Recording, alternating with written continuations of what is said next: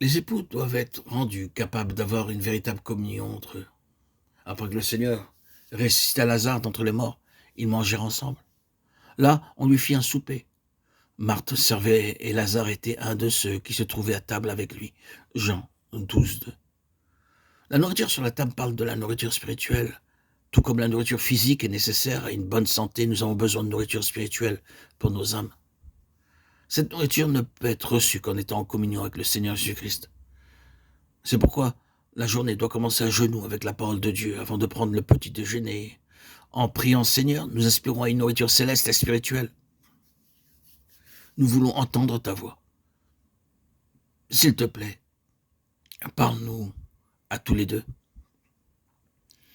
Avec un tel désir, ils devraient lire leur Bible systématiquement et régulièrement, de la Genèse à l'Apocalypse.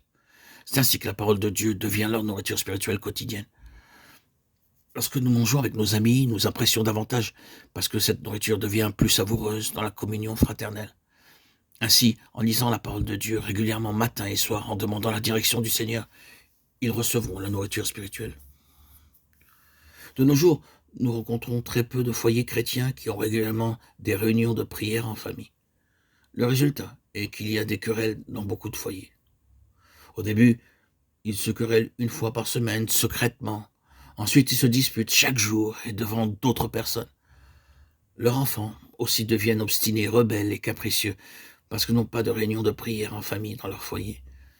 Ils devraient partager leur expérience spirituelle autant que possible et essayer de s'entraider à vaincre toute faiblesse humaine et toute insuffisance avec amour et patience.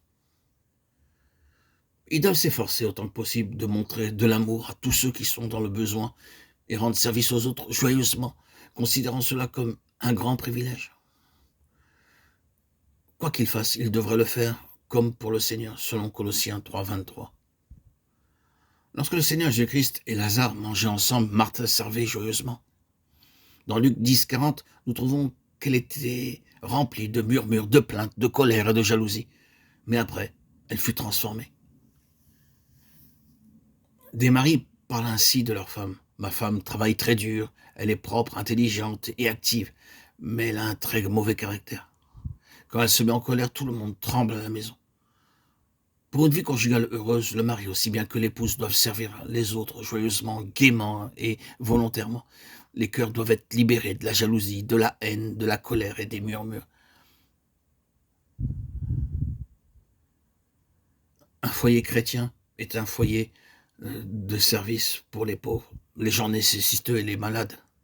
C'est un foyer d'amour où tous sont servis de la même façon.